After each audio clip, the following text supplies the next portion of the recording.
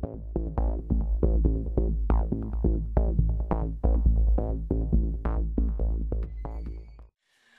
to episode F on Airsoft Russia. I'm with the AK74. This is my comrade Dean. I'm Cyphre. Let's get on with the show. Yeah. I really can't do that accent.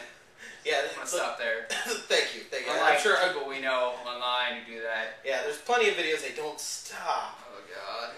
Anyway, this is the WV Tech AK74UN. And let's just get through the boring part of it real quick.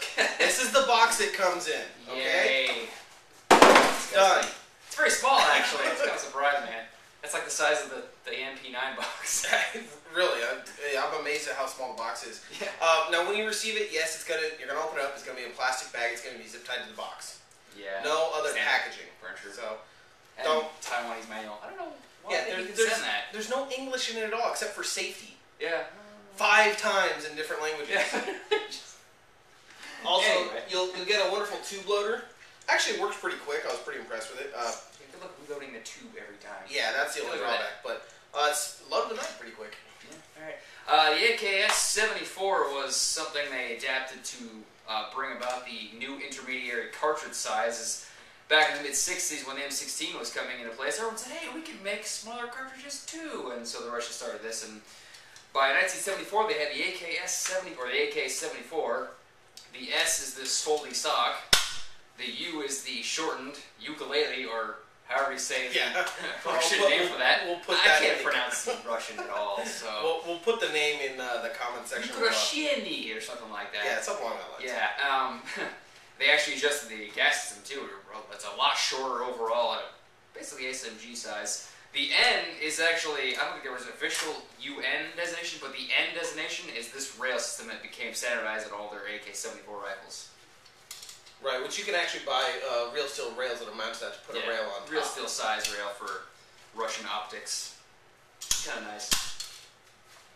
All steel construction, pretty much all actual steel. I mean, Chinese steel, but it's we were able to take a mag and test parts. There are a couple components that aren't steel. Yeah, there's parts that would have been machined. They just kind of molded out of alloy, pot metal. Like, this is not steel and this is not steel. Everything else is pretty much steel. All the lower, all the upper. Yeah, I was stock. really impressed with the amount of actual steel they put into it. Plastic, which should be technically. Yeah, so this is actually a really wonderful gun. Bear in mind, when you find it retail, you're going to pay upwards of $400 for it. Yeah, they're a bit pricey. Now it does use Wii's wonderful open bolt system. Now if you see on this, it does have a full stroke on the bolt, so full travel. It's bam. It's close to the real thing as you can get. It has a hell of a kick as well, which you'll see. We'll do a little display on that, but overall, I was really impressed with the quality of the gun. Just the overall durability was really great. Doesn't really work if you're a leftier. No, it doesn't have ambidextrous abilities, unfortunately. Yeah. But I mean, the bolt catch is literally the selector switch. That's something they added, I think, because I don't think it's part of the original design. design. That's not part of the original design. From what I understand, the original design didn't have a bolt catch. No. No, it was just kind of go and you're done. Rock and roll. But overall, a really well-made design. Very pleased with it. Good weight to it. Oh yeah, it's probably their most solid gun so far in their entire lineup, and obviously put a lot of effort in making it. Mag locks up pretty well. This little addition on the outside is something they also added. It makes it pretty easy to stick the mag hole in real quick. Very solid design. Very, very comfortable gun. One thing, if you're used to running an AK and your AEGs, and you pick this up, because it threw me off, is how small the pistol grip is. Most people don't realize that real steel grips are a lot smaller than grips with motors in them, because motors are like the M16 M4s and these a lot smaller. Yeah, I grabbed this, I was like, wow. But yeah, it nonetheless, it feels good, it's comfortable to hold. One section I wasn't happy with is on this handguard. The lower half doesn't meet to the upper half, like, merging, so there's kind of a sharp lip there. Other than that, that was really the Probably only... take sandpaper to that or something to take the edge off, yeah. That was the only part that I wasn't happy with on the gun. Yeah, I didn't like the ribs though on the grip. This isn't solid. This is very solid ribs sticking out, and I don't think it's very conducive to guns with a lot of shock and vibration to rub against your hand on stuff. Yeah, so. typically on this design of gun, it would have been a wood foregrip. Yeah. Or a solid well, plastic. Polymer grip, yeah. but not ribbed like that, I don't think. Is it ribbed for her pleasure? Yes. Because it's definitely not for his. So what we're going to do now, we're going to go ahead and get this down the range so you can get an FPS on this gun and also get a rate of fire. But yeah, it's just a wonderful gun. I'm very pleased with it. Very nice.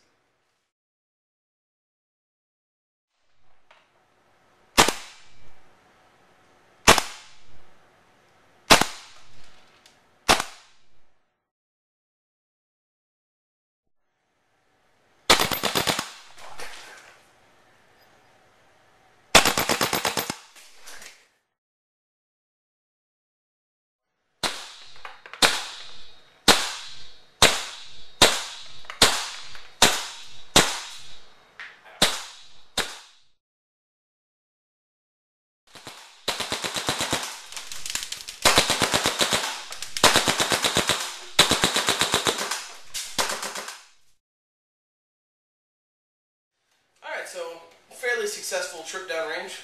Performed admirably at 430 feet per second with propane, mind you. Yeah, that is on propane. Had a rate of fire of about 8, but you got to remember this is a full bolt travel, so it uses a lot of the recoil time. Yeah, it's considerably slower, but that's led to one of the most common mods, and that is to add a buffer in the back, so it reduces the amount of travel by like an inch or so, and that greatly increases the feet per second, because when it's cold, it's even worse. It's kind of slow. I mean, there's a lot of videos out there that probably show it in other temperatures, colder temperatures, which will show that it's noticeably slower in colder temperatures. Right, absolutely. The thing you got to remember, this is a gas blowback rifle. Now, WeTech is notorious for their guns being dry when you receive them. Yeah. They're not going to have any lubrication. Silicone oil doesn't really stick. Right, like so before you put any rounds through it, I would highly recommend investing in silicone oil and do a full lube job on it. Just make sure everything you've lubricated on a regular gun is ready to go. Any surface that contacts other surfaces should be lubricated. Absolutely. Because it's dry.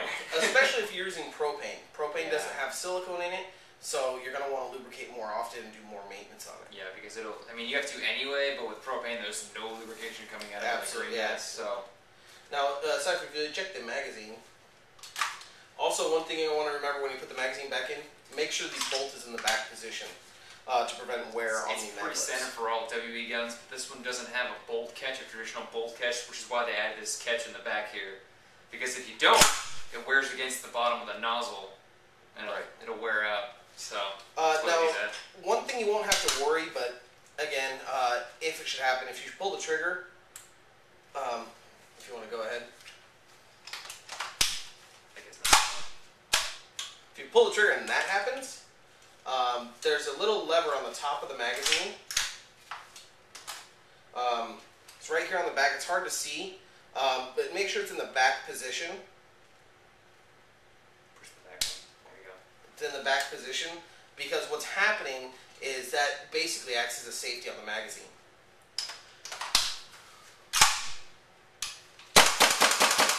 So, now while we're in this mode, Cyphre, why don't you bring it in the light and show the amount of recoil this thing has? Oh god, yeah, it's like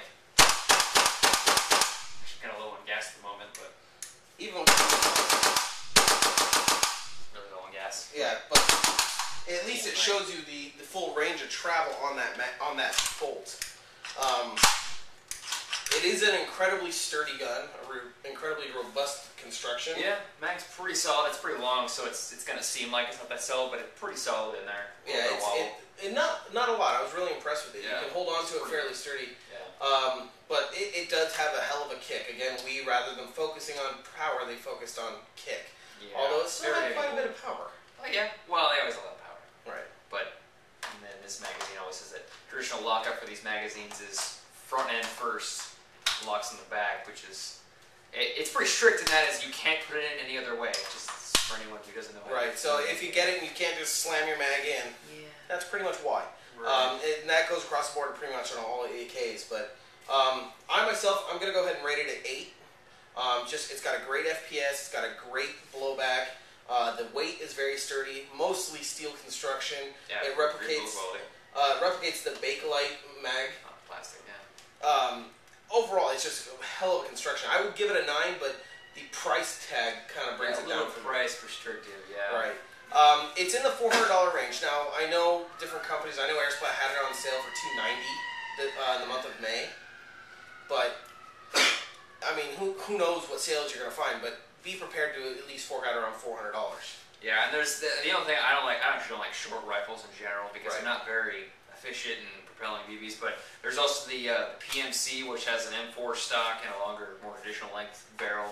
I think that in a rail quarter. I've only seen that in China and Japan so far. I've seen it a bunch of places on like eHobby and all of them have it. But they also promised they're going to make a regular wood version, so that's what I'm waiting for. Yeah, a more traditional wood version, or at least a traditional full-length version which doesn't have an M4 stock in the back. See, he likes the traditional. I like the PMC myself. It's alright, but it's like... The other thing that kind of restricts me on my rating is the fact that you can't buy replacement mags very easily right now.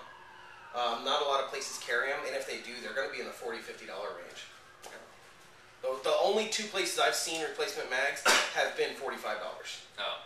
Yeah. So that's a little. It's so far. I think it's been coming out to be one of the most reliable guns WWE's made. Oh, absolutely. So far, I haven't heard pretty much any reports other than perhaps regular wear and tear, which you're going to run into anyway. Yeah.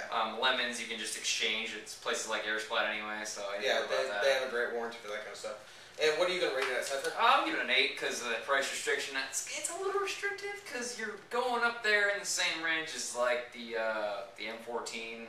Right. The rifles in that range. It's kind of because the G36s are like $200. Right. And the M4s are like $300, $350 maybe. Right. This is kind of expensive for a really short. I mean, it's really nice, all steel, all that greatness, but a little restrictive on the price. Absolutely. It's definitely for people who like AKs, and it's definitely a great design. I'd suggest more for someone that's going to be doing a mil sim situation or even a reenactment. Someone who plans to run an AK the entire time instead of having, like, I have like 10 guns. Yeah, so the both of us have multiple guns. I don't want to buy a whole crap load of more magazines just for this one gun. Alright, so for the review, I'm Dean Donovan. This is Cyphre. Remember, Airsoft's not a crime. Play hard, play safe.